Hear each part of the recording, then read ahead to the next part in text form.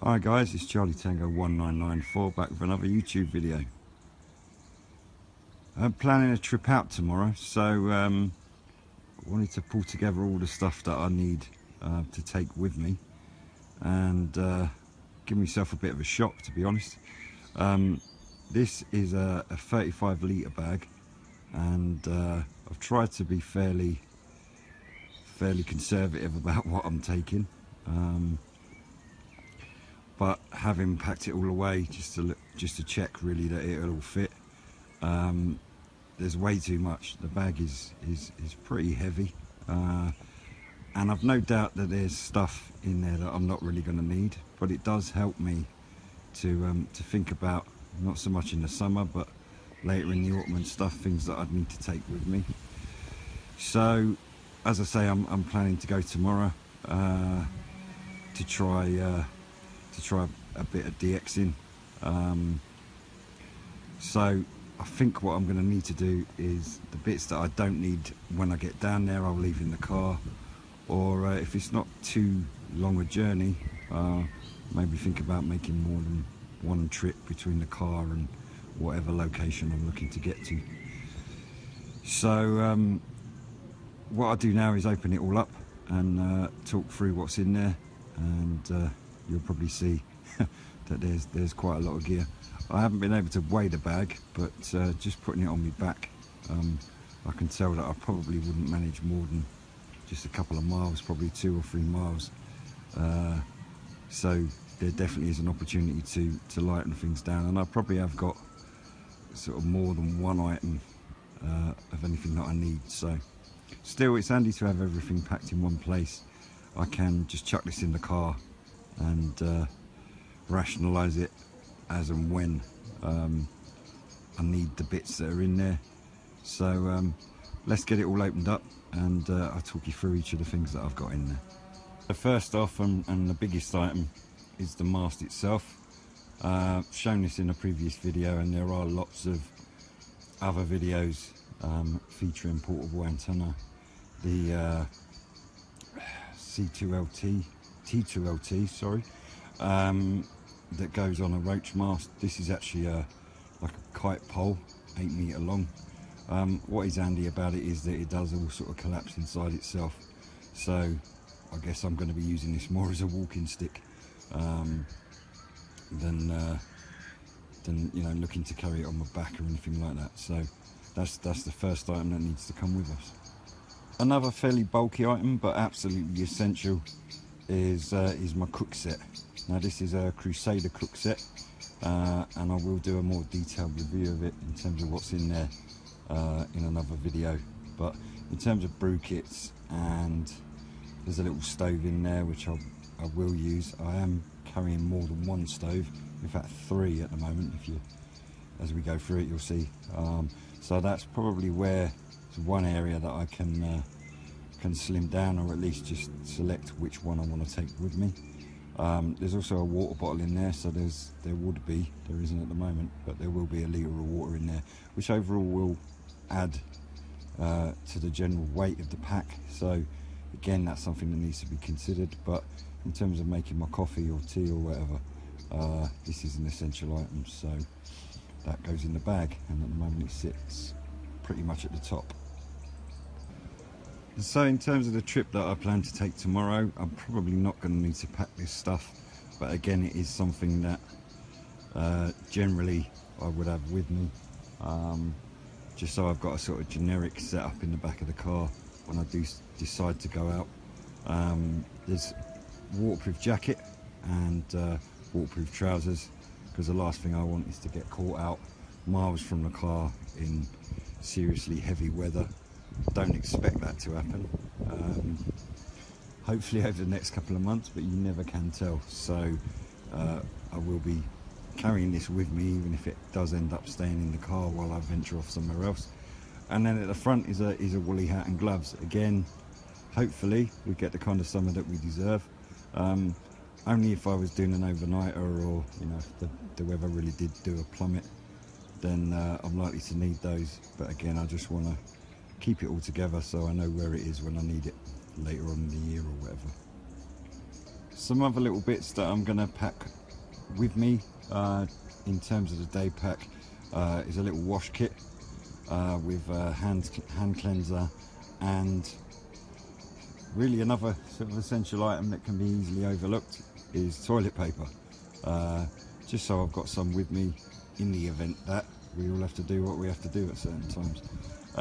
Again, if I'm just out for a couple of hours, it's very unlikely that I'll need them or need the toilet roll, but the hand cleanser is handy to have. There's some other bits and pieces in there. Again, I might do a more detailed review of the wash kit, because there's toothpaste, toothbrush, all of that, but again, it's just there because it's a compact little case, and there are some bits and pieces that might be useful, so could be an option for leaving out sometimes, but certainly in terms of overnights or a general camp, I would think of taking those. And similarly, a little survival tin. Now, I'm not going to go and do anything outrageous, but there's tools, there's bits and pieces in there, you never ever know, and it just makes sense. Again, it's not going to make a lot of difference in terms of space or weight, so I can even chuck that in a pocket, or just have it sort of tucked away somewhere just in case I do need something out of it. There's a little knife in there, bits and pieces like that, so not essential, but for what they are, I'm going to bring them. Another important item in order to sort of do stuff for YouTube is, I suppose you'd call this my camera bag. I shoot I shoot all of my videos with my phone, so there's bits and pieces in there that will enable me to film footage while I'm out and about. There's a couple of tripods there. There's a battery charger, so hopefully the phone doesn't run out while I'm out and about. There's a clip for the tripod, so it will take the phone. In fact, there's two of them. And then there's an external microphone. That is something that I'm planning to use a lot more. In fact, I probably should be using it in this video, but I've left it in the bag for now just to show you. And then the little bag at the front is a couple of adapters. Because of the iPhone that I've got, it doesn't use a standard headphone jack, so I need an adapter to be able to connect the microphone. So in future videos, that's what I'm going to be using. That all gets packed away in that little pouch you see behind, so that's another little item that needs to come with us. And we're getting more into the bones of the kit now. So this is my tarp, and in the pouch that it comes in, I've got a couple of lengths of paracord, a couple of bungees, and there are some tent pegs in there as well. So I've got the ability to be able to put up the tarp. Another item that's kind of giving me a problem really is my basher poles. Because if I can get away with not taking them, I will do, because they're a fair old size. But I have managed to get them in the bag along with everything else. Well, when I say in the bag, sort of poking out the top. But if I need them, I can pack them away. But it will depend on where I'm going, the kind of configuration I'm going to use with the tarp. And one of the things is with the mast. When the mast is up, I can certainly attach the tarp to that. And there is I think they call it a plough point, but there is a way of sort of putting the tarp up so that there's enough headroom and cover for you without the additional basher poles. But again, to give me the options when I'm out and about, and they might be things that I say I might leave in the car, I'll have them with me just in case I need them. And then behind that is a survival blanket. I've got a couple of other sort of tarps and mini kind of waterproof sheets that I'd want to take to go down on the ground, as much as to keep me off the ground or off any wet, but more importantly really the equipment. It is important obviously to keep your radio out of the wind and rain, and off any wet ground or anything like that. So those two items are the tarp and the ground sheet are pretty important when going out and about. I've got some other options as well in terms of tents and bits and pieces that I could pack, but this is probably the smallest and lightest weight version of what what I plan to be doing. So for now, this is what will go in the bag. So along with the tarp, a bit more of a luxury item is a foldable stool. Just again, not too keen on sort of sitting on the ground or bending over or anything like that. It just makes sense to be able to pack something to sit on when I'm away from the luxury of a chair, especially if I'm going to be out for any length of time. So again, probably a little bit bulky. It doesn't actually fit in the rucksack, but I can sort of strap it onto it. So this will be coming with me, no doubt. And then stuffed in one of the side pockets, I've got some more cooking equipment. As I said, I'm going to be bringing the Crusader cook set, but as easy as it is to drink out of the Crusader mug, I think I will bring a sort of standard coffee mug as well. It doesn't take up a lot of room, and just because it packs away inside, I'm going to bring a little head torch with me. Again, I don't plan to be out late at night, but worth having one with you just in case you get caught out later in the evening or something like that, particularly as we get into autumn with earlier nights and stuff. And then a mess tin and a hexi stove. I'm going to bring that with me just as a backup really to the Crusader, but also I'll use the hexi tabs that are in the cooker. I haven't got any other fuel for the Crusader set, so it's a bit of a mix and match. I might as well just keep it all in the one box and then just take out the tabs as and when I need them. And the mess tin is obviously for general food, so I might bring some tin products or bacon or bits and pieces to eat while I'm out, and it's one of the cheapest and easiest ways to cook. I've got one other cooker with me which I'll show you in a minute, but this all fits in one pouch. And then behind is just a windshield, so we are going to be going to some fairly windy places. It's probably going to be useful to pack that away with us, and again, it's pretty lightweight, doesn't take up a lot of room, and it all fits in one side pouch, so that will be coming with us. And then there's a third option in terms of cooking, little gas hob and kettle. Now again, absolutely don't need these items, but because drinking tea and coffee is a pretty essential part of going out and about, to be honest, what I'll probably do is just leave these items in the car. If I am setting up near the car, then this is the quickest, easiest, convenient way of cooking stuff up and making a cup of tea or whatever, so it makes sense to have them with me. Also, just considering that using the hexi blocks and stuff, it is a naked flame. Certain places people might have a view about that, don't want to be falling out with anybody, so if it's just a case of turning on the gas, boiling up some water and cracking on, then that's probably the easiest way of doing stuff. Then some other items that are really there just for fun. To be expected, I'm going to be up on some fairly high ground, and do expect there to be a fair amount of wind, so I've had this little power kite knocking around forever, mess about with it with the kids, so I thought I might just chuck it in the bag and then, you know, just have a bit of a giggle with it, get it up in the air, have a bit of fun with it when there's some spare time. And then on the left is a fairly recent purchase for me, is a little selfie drone. Cheap as chips really when it comes to drones. About 25 quid I paid for it.